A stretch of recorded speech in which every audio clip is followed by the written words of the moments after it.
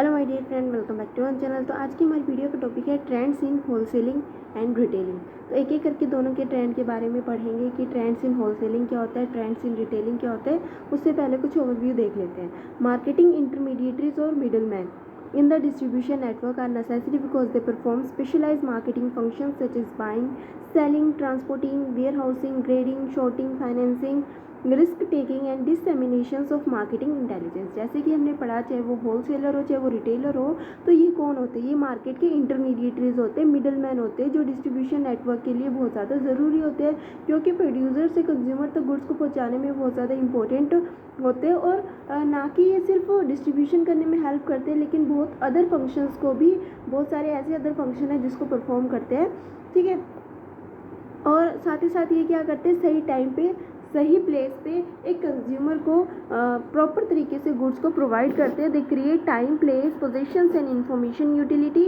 It should be clearly understand that the marketing functions and services can be shifted and shares but they can never be eliminated. अब ये कहा जा सकता है, जैसे कि हमने कहा कि एक मार्केटिंग के अंदर जो भी हमने फंक्शंस की बात की कि मिडल मैन ये सारे फंक्शंस को परफॉर्म करता है, जैसे कि ग्रेडिंग करना, ठीक है, ट्रांसपोर्टिंग करना, वेयर हाउसिंग करना, स्टोर करना चीज़ों को। तो ये सारे फंक्शंस क्या है, बहुत ज़्यादा इंपॉर्टेंट है, क्योंकि ऐसा नहीं होता कि प्रोड्यूसर जिस टाइम पे गुड्स को प्रोड्यूस कर रहा है उसी टाइम पे कंज्यूमर कंज्यूम करे, या फिर प्रोड्यूसर लार्जर क्वांटिटी में सेल करता है, कंज्यूमर इतनी लार्जर क्वांटिटी में उसको बाय नहीं कर सकता। इसलिए मार्केटिंग के अंदर बहुत सारे फंक्शंस परफॉर्म करने होते हैं, लेकिन ऐसा है कि इन फंक्शंस को हम एलिमिनेट नहीं कर सकते। हम वेयर हाउसिंग, ट्रांसपोर्टेशंस, ये सारे जो भी ग्रेडिंग, शॉर्टिंग के फंक्शन है, इनको एलिमिनेट तो नहीं किया जा सकता। हाँ, इनको शेयर्ड और शिफ्ट किया जा सकता है, जैसे कि होलसेलर की जगह ये फंक्शन जो है रिटेलर परफॉर्म कर रहे हैं। ठीक है। Even if a producer takes the products directly to the users, the channel functions can't be eliminated. The producer under direct sales must perform all the marketing functions such as buying, selling, stocking, pricing, promotions, delivering, financing, and so on. So the direct sales may reduce the number of times or the frequency or the functions performed. इसमें क्या कहा गया, जैसे कि हमने कहा था कि जो भी मार्केटिंग फंक्शन होते हैं वो कौन परफॉर्म करता है, हमारे जो इंटरमीडिएटरीज होते हैं वो परफॉर्म करते हैं। लेकिन इन केस कि अगर हम ज़ीरो लेवल चैनल का यूज़ कर रहे हैं, जहाँ पे कोई भी किसी भी तरीके का इंटरमीडिएटरी नहीं है, प्रोड्यूसर डायरेक्टली कंज्यूमर को गुड्स को सप्लाई कर रहा है, तो वो सारे के सारे जो भी मार्केटिंग फंक्शन है वो किसको परफॉर्म करने पड़ेंगे? अब जो सारे फंक्शंस है वो हमारा प्रोड्यूसर मैन्युफैक्चर ही परफॉर्म करेगा। ये फंक्शन तभी परफॉर्म किए जा सकते हैं जब कुछ ही बायर्स होते हैं और जो लार्जर क्वांटिटी में गुड्स को परचेज करते हैं। साथ ही साथ हमारे जो मैन्युफैक्चर है उसको नॉलेज होती है मार्केटिंग की, और उसके पास फाइनेंस ईजिली अवेलेबल है, रिसोर्सेज है, तभी ये पॉसिबल होगा। It is preferable to utilize middlemen who specialize in those marketing services and who offer the benefits specialize at reasonable cost। यानी कि उन्हीं मिडलमैन को यूज़ करना चाहिए जिनके पास नॉलेज है, एक्सपीरियंस है, और जो रीजनेबल कॉस्ट के अंदर जो है सर्विसेज को प्रोवाइड कर सके कस्टमर तक। क्योंकि जो भी गुड्स, जो भी ग्रेडिंग होती है, वेयर हाउसिंग होती है, ट्रांसपोर्टेशन होती है, या जो मिडलमैन गुड्स को ट्रांसफ़र करते हैं, तो वो अपना खुद का मार्जिन भी जो है वो चार्ज करते हैं, और जो भी फंक्शंस परफॉर्म किए जाते हैं उसमें भी कहीं ना कहीं कॉस्ट इन्वॉल्व होती है। तो वो सारी की सारी कॉस्ट कहाँ से चार्ज की जाती है? उस प्रोडक्ट के कॉस्ट में ऐड ऑन की जाती है। तो रीज़नेबल कॉस्ट जो है वो चार्ज की जाए, क्योंकि अगर ज़्यादा कॉस्ट होगी तो प्राइस ऑब्वियसली बात है ज़्यादा आएंगे, एक प्रोडक्ट कॉम्पिटिटिव नहीं रह पाएगा, कंज्यूमर उसको इजीली परचेज नहीं कर पाएगा। तो कॉम्पिटिटिव प्राइस होना चाहिए, उन्हीं मिडल मैन को जो है वो चूज़ करना चाहिए, सेलेक्ट करना चाहिए, जो रीज़नेबल कॉस्ट के अंदर वो सारे फंक्शंस परफॉर्म कर सके। Marketing is the dynamic area of management. As such, with the constantly changing environment of business, various important developments have taken place in almost all the areas of marketing. A major development is the emergence of integrated marketing system. यानी कि बहुत सारे जो है changes आए marketing के अंदर, और इन सारे के सारे चेंजेस को जो है वो इंटीग्रेट करना बहुत ज़्यादा ज़रूरी है, क्योंकि जितने भी फंक्शन है, चाहे वो हम बात करते हैं वर्टिकल इंटीग्रेशन की, चाहे हम बात करते हैं हॉरिजॉन्टल इंटीग्रेशन की। वर्टिकल इंटीग्रेशन क्या होता है? जैसे कि हमारा manufacture, wholesaler to retailer, retailer to customer, तो इन सब के बीच में क्या होना चाहिए? प्रॉपर कोऑर्डिनेशन होना चाहिए, क्योंकि हमारा जो बिज़नेस इन्वायरमेंट है वो चेंज हो रहा है। ठीक है, बिज़नेस इन्वायरमेंट एनवायरनमेंट के चेंज होने की वजह से इसका इम्पैक्ट हमारे मार्केटिंग में पड़ रहा है, और जितने भी फंक्शन परफॉर्म किए जा रहे हैं इनको कोऑर्डिनेशन के साथ किया जाना चाहिए ताकि एक बिजनेस जो है सक्सेस को अचीव कर सके। अगर हम हॉरिजॉन्टल इंटीग्रेशन की बात करते हैं तो जितने होलसेलर है, जितने रिटेलर है, उनमें इंटीग्रेशन होना चाहिए, उनमें कोऑर्डिनेशन होना चाहिए।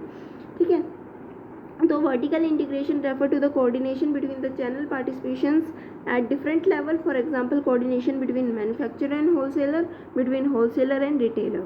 इसके बाद आता है हमारा हॉरिजॉन्टल इंटीग्रेशन, जैसे कि एक पर्टिकुलर लेवल पे ही क्या होना चाहिए, इंटीग्रेशन होना चाहिए, कोऑर्डिनेशन होनी चाहिए। तो on the other hand horizontal integration refer to the alignment of two or more firms at the same level of marketing channel participating jointly exploiting a market opportunity। This integration may be intermediaries at the level of manufacturer, wholesaler or even retailer। जब दो या दो से ज़्यादा firm आपस में मिल के क्या करती है, जॉइंटली मार्केटिंग अपॉर्चुनिटी का बेनिफिट उठाती है, ठीक है, तो उसको हम बोलते हैं हॉरिजॉन्टल इंटीग्रेशन। अब हमारा जो मेन क्वेश्चन था वो ये था कि होलसेलिंग में क्या ट्रेंड चल रहा है, रिटेलिंग में आपके समय क्या ट्रेंड चल रहा है।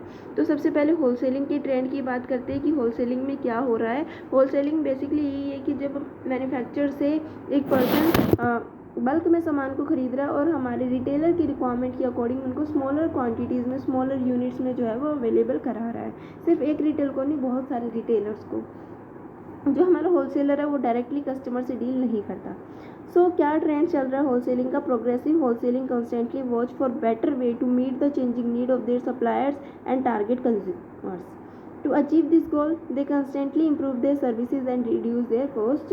अब होलसेलर क्या करना चाहता है, अच्छे से अच्छे तरीके से अपने टारगेट कस्टमर तक सर्विसेज को प्रोवाइड करना चाहता है, अपने गोल को अचीव करना चाहता है और कम से कम प्राइस में अच्छी से अच्छी सर्विसेज जो है वो कस्टमर को देना चाहता है। Facing slow growth in their domestic market, many large wholesalers are now going globally. So difference between large retailer and the large wholesaler continue to reduce. Many retailer now perform many wholesale functions as well. In return, many large wholesaler are setting up their own retail operation। पहले क्या होता था, wholesaler और retailer अलग अलग काम करते थे। होलसेलर डायरेक्टली कस्टमर्स के साथ डील नहीं करता था, ठीक है। या फिर अगर हम बात करें, रिटेलर के पास इतना पैसा नहीं होता था कि वो बल्क में बहुत सारे वैरायटीज़ के प्रोडक्ट को परचेज़ कर रहे हैं। लेकिन अब के समय में क्या हो रहा है, ट्रेंड चेंज हो रहा है कि अब के समय में जो होलसेलर है वो क्या कर रहे हैं, रिटेलरी आउटलेट को ओपन अप कर रहे हैं कि बल्क में सामान को खरीदते हैं और रिटेल में उनको जो है वो सेल करते हैं। और अब के समय जो हमारे रिटेलर है वो भी ये काम करने लगे। Instead of buying from the wholesaler, directly वो मैन्युफैक्चरर से परचेज़ करते हैं और अपने शोरूम पे और अपने रिटेलरी आउटलेट पे उनको क्या करते हैं, सेल करते हैं। क्योंकि डोमेस्टिक मार्केट में जो ग्रोथ अपॉर्चुनिटी थी वो कम हो चुकी थी, all over the world globally business start हो गया था, जिसकी वजह से हमारे जो होलसेलर है वो सिर्फ हमारे डोमेस्टिक मार्केट में ना रह के बल्कि all over the world globally जो है वो काम करने लग गए। Wholesaler will continue to increase the services they provide to retailer, retail pricing, cooperation, advertising, marketing and management, information report, accounting services, online transaction and other functions as well। अभी हमने क्या ट्रेंड्स की बात की, हमने एक तो ये ट्रेंड पढ़ा है कि हमारी जो मार्केट थी, डोमेस्टिक मार्केट थी, वो छोटी होने लगी, जिसकी वजह से हमारे जो होलसेलर है वो ग्लोबली जो है वो बिज़नेस करने लगे। सेकेंड पॉइंट हम ये कहते हैं कि वो होलसेलर अच्छी से अच्छी कस्टमर सर्विस प्रोवाइड करना चाहते हैं, अपने गोल को अचीव करना चाहते हैं कम से कम प्राइजेज़ में, कम से कम कॉस्ट में जो है कंज्यूमर को अच्छी से अच्छी सर्विसेज प्रोवाइड करना चाहते हैं। पहले होलसेलर कंज्यूमर के साथ डायरेक्टली डील नहीं करता था, लेकिन वो अब अपने खुद के ही रिटेलरी आउटलेट को ओपन अप करने लग गए, जहाँ पे डायरेक्टली कस्टमर से वो कॉन्टैक्ट कर सकते हैं, उनको गुड्स को सेल कर सकते हैं। उसके बाद आता है हमारा नेक्स्ट टॉपिक जो है ट्रेंड्स इन रिटेलिंग की। रिटेल में क्या ट्रेंड चल रहा है। रिटेल की ट्रेंड की अगर हम बात करते हैं तो organise retailing is now experiencing a boom throughout the country. For Indian retailing things start to change slowly around the 1980s। India में रिटेलरी शॉप्स या स्टोर कब स्टार्ट हुए, 1980s में जो है रिटेलरी आउटलेट आए when the government began opening its economy. जब government ने अपनी इकोनॉमी को ओपन अप करना स्टार्ट कर दिया था, उस समय जो है वो रिटेलरी आउटलेट जो है वो आने स्टार्ट हो गए थे। कब, 1980s में। एक एग्जांपल है कि एक फर्स्ट रिटेल आउटलेट हमारे इंडिया के अंदर कब ओपन हुआ, किसके द्वारा ओपन अप किया गया था और कैसा वो चला। तो उसका एक एग्जांपल पढ़ते हैं ताकि और अच्छे से क्लैरिटी आए। फर्स्ट पॉइंट हमने ये पढ़ा कि रिटेलरी का ये ट्रेंड है कि 1980s में जो है जब इकोनॉमी को ओपन अप किया जाने लग गया गवर्नमेंट के द्वारा, तो उस समय रिटेलरी का कंसेप्ट आया। इसका एक बेहतरीन एग्जांपल है जिसके थ्रू हम समझ सकते हैं इसके ट्रेंड को। In the textile sector company like Bombay Dyeing, Raymond, ठीक है, S Kumar and Grasim were the first to set up retail chain. ये दो नाम है, ठीक है। कहाँ पे? टेक्सटाइल सेक्टर में एक कंपनीज है जिसके दो नाम थे, बॉम्बे डाइंग और रेमंड्स, ठीक है। उन्होंने क्या किया? फर्स्ट रिटेलरी चेन को स्टार्ट किया। उसके बाद टाइटन जो था वो आया। Later Titans with its premium watches successfully created and organized retailing concept in India by establishing a series of elegant showroom, ठीक है। जो टाइटन आया था उसने क्या किया? शोरूम को ओपन अप किया। Later half of the 1990s however saw a fresh wave of new entrants in the retailing business। तो उसके बाद और बहुत सारे लोगों ने क्या किया? रिटेलरी आउटलेट को ओपन अप करना स्टार्ट कर दिया। इसके बाद रिटेलिंग की अगर हम बात करें तो शॉपिंग मॉल भी जो है वो रिटेलिंग का पार्ट होता है। शॉपिंग मॉल होता क्या है? A growing number of shopping malls are coming up all over the country. In general they target high income customer with their prestigious speciality shop, restaurant and departmental store. Shopping mall की अगर हम बात करें तो shopping mall all over the country जो फैल चुका है, बहुत सारे शॉपिंग मॉल को ओपन अप किया जा रहा है। ज़्यादातर ये किन लोगों को टारगेट करता है? हाइयर इनकम ग्रुप्स के लोगों को टारगेट करता है, ठीक है। और अपने शोरूम्स को बहुत ही ज़्यादा प्रेस्टीजियस, बहुत ही ज़्यादा स्पेशल बनाता है। इसके अंदर रेस्टोरेंट भी होते हैं, ठीक है, डिपार्टमेंटल स्टोर्स भी होते हैं। इसके बाद आता है हमारा नेक्स्ट जो रिटेलरी आउटलेट होता है वो होता है फैक्ट्री आउटलेट। फैक्ट्री आउटलेट क्या होता है? Manufacturer are opening a factory outlet to sell off surplus inventory and outdated merchandise. Mohini nightwear of Ludhiana, Punjab and numbers and woollen and hosiery manufacture set up their outlet in Delhi during winters. Factory outlet का मतलब क्या होता है? एक factory है जो बहुत सारे जो है गुड्स को बनाती है, मैन्युफैक्चर करती है। काफ़ी इन्वेंट्री उसकी सेल नहीं हो पाती या फिर आउटडेटेड हो जाती है, पुरानी हो जाती है, उसकी जगह नए प्रोडक्ट जो है मार्केट में लॉन्च हो जाते हैं।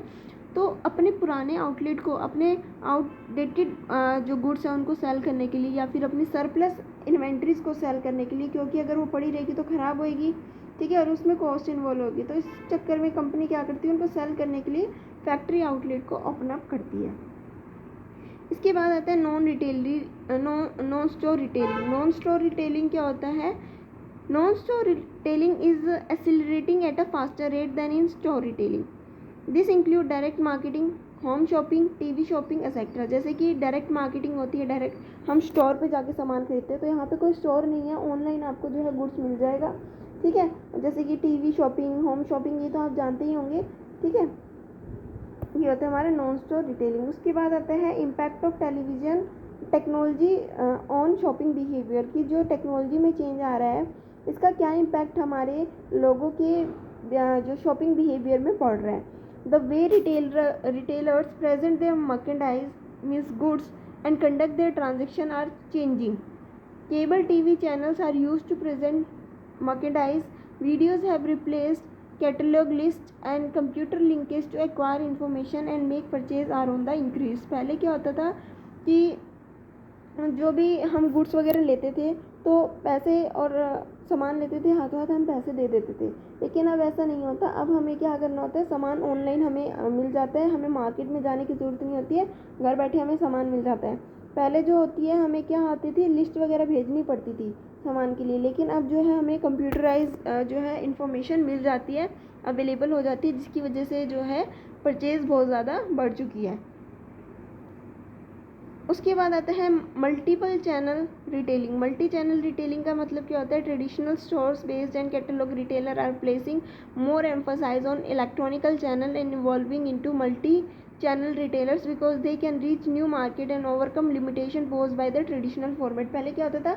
लोग अपना स्टोर खोल के ओपन अप करके बैठ जाते थे, तो वहाँ पे उस स्टोर पे जो लोग आएंगे उन्हीं को सेल कर पाएंगे। लेकिन अगर हम ऑनलाइन सामान बेच रहे हैं, ऑनलाइन सर्विसेज प्रोवाइड कर रहे हैं, तो ऑल ओवर द वर्ल्ड जो भी कस्टमर्स हैं वो उनको हम क्या कर पाएंगे? सर्विसेज दे पाएंगे और अपने गुड्स को सोल्ड कर पाएंगे, ठीक है। तो मल्टीपल चैनल रिटेलिंग। उसके बाद आता है expansion globally. Due to globalisation and liberalisation under the WTO regime, retailers are also finding opportunity to expand globally. Retailers with unique formats and strong brand positioning are increasing moving into other countries। तो अब क्या हो गया, पहले retailers जो है सिर्फ अपनी कंट्री में गुड्स को सेल करते थे, लेकिन वो अब ग्लोबली क्या करते हैं, अपने गुड्स को सेल करते हैं। ठीक है, ऑनलाइन के थ्रू जो है हम कहीं पे बैठे भी कहीं से किसी भी रिटेलर आउटलेट से क्या कर सकते हैं, गुड्स को मंगवा सकते हैं। जैसे मीशो हो गया, बहुत सारी ऐसी ऐप्स है जहाँ से हम क्या करते हैं, गुड्स को मंगा सकते हैं। तो एक बार देख लेते हैं क्या क्या पॉइंट हमने जो है वो रिटेलिंग में पढ़े हैं। ट्रेंड्स इन रिटेलिंग का क्वेश्चन आता है। ट्रेंड्स इन रिटेलिंग में हम लिख सकते हैं shopping mall, factory outlet, non store retailing, impact of technology on shopping behaviour, multi channel retailing और एक्सपेंशन ग्लोबली। सबसे पहले आप जो है ट्रेंड्स ऑन रिटेलिंग लिख के इन सारे पॉइंट्स को लिखोगे, उसके बाद एक एक पॉइंट को जो है वो एक्सप्लेन करोगे। ज़्यादा एक्सप्लेन करने की ज़रूरत नहीं है, 4 to 5 लाइन्स में जो है, 4 to 5 भी नहीं, 2 to 3 लाइन्स में आप कर सकते हो। ठीक है, ट्रेंड्स इन होलसेलिंग आ सकता है, ट्रेंड्स इन रिटेलिंग आ सकता है, या फिर दोनों ही एक साथ आ सकते हैं। तो ये थी आज की हमारी वीडियो। आई होप आप सभी को जो है वो समझ में आ गया होगा।